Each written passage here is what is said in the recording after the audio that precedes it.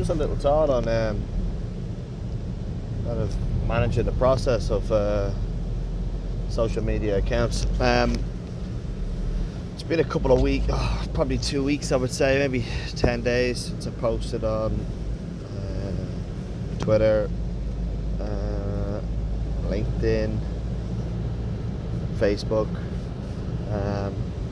but I posted on YouTube every day across the two channels, EI Media X and the EI Sports High Performance one. So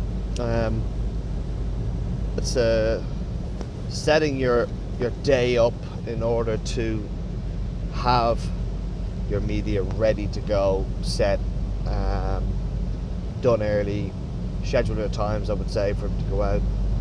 But again, I guess it's just find the moments, like anything, consistency. If you find the moments throughout the day for that 5-minute, 2-minute post, 60-second tweet, whatever it is, just to keep the content moving forward. That's a challenge I find right now, is continuing that on a regular daily basis across each platform. Definitely producing more content now than ever before, but again, probably not enough content across the different variables. Really looking a lot at what is happening on TikTok and then how we can produce the video content for that, and then looking at Instagram, etc. So we've obviously grown our followers on Instagram.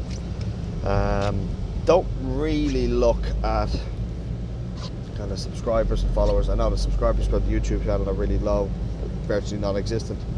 So there might be 5 people in the world probably see this, but it's more on the basis that to consistently produce. And at the end of 2020, when we've done 1,000 plus videos, subscribers and followers and feedback will obviously have increased, hopefully have increased by that time. But even if it doesn't, I'm comfortable with that fact that we're still doing what we need to do, this marketplace, to produce relevant content for customers, players, and anybody that's involved in soccer coaching today.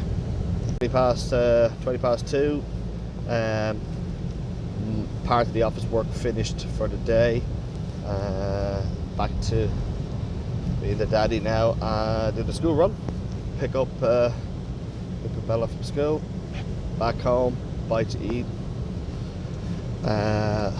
bit more work, then out meeting at 5:30, session at 7, probably home by 9 o'clock, then video content, producing a lot more content now than before, a lot of consistent posts throughout the day, just videos that I haven't uploaded and will as part of the format over the coming weeks. But the key thing is each session that we do as part of Soccer 365 is from that day, and that's why it doesn't matter if it's Sunday, it's out to make sure there's a session being done. That's the challenge.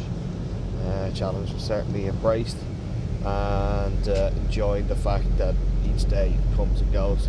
As I learned yesterday, there's 366 days in 2020, so not only is Soccer 365 unique, but this year it'll be Soccer 365.1, so with that extra day to see us through the year. So I'm looking forward to the year as it progresses, with the videos going up, and appreciate the feedback that people are giving me directly as well. Cheers. So it's the evening of 23rd of January. Fog is coming down again, so the road's going to be bad now this evening on the way back. So got a meeting now at 5:30. and then it is off to the Trim Celtic Academy program that operates every Thursday. Has done for the last 3 years or so. It's a good group of kids in the program.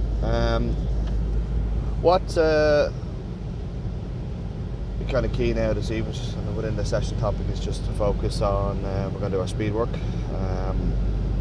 So just challenge the kids to some cognitive development, work on the ladders.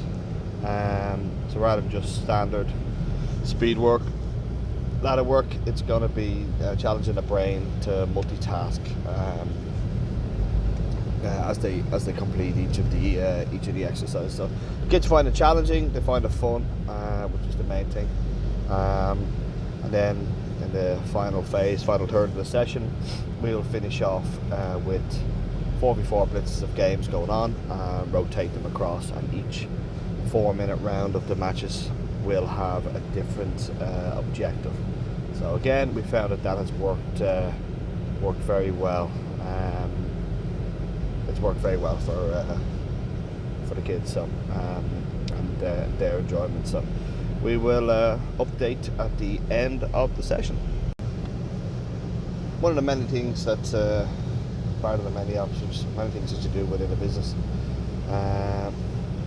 when you work for yourself. It's better to be a David than a Goliath at times,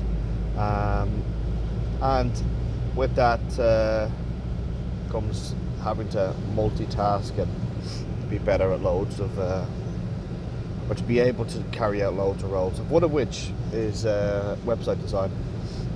I think in this day and age, website design, it's easy to do really badly, don't get me wrong, but also it is it's easy to do in a set format. So with our website, I only tweaked ours this afternoon. I sat down about 3:30, did an hour on it, changed it, just made one or two small design changes, and obviously part of getting the store ready for the new terms, etc. But with that, through the simple change of an image, you can greatly change the look of the website. Is what we did this afternoon. So it's important to keep it fresh, but then when you make these changes, you've got to go back and make sure that all of your text, sometimes you have text a different color depending on the page, etc.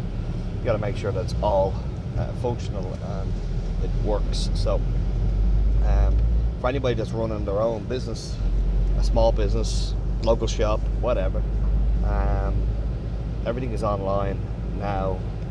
People are looking for information online, and it's only going to get significantly busier on that front than it ever was, and into the next 10 years it's just going to become totally online.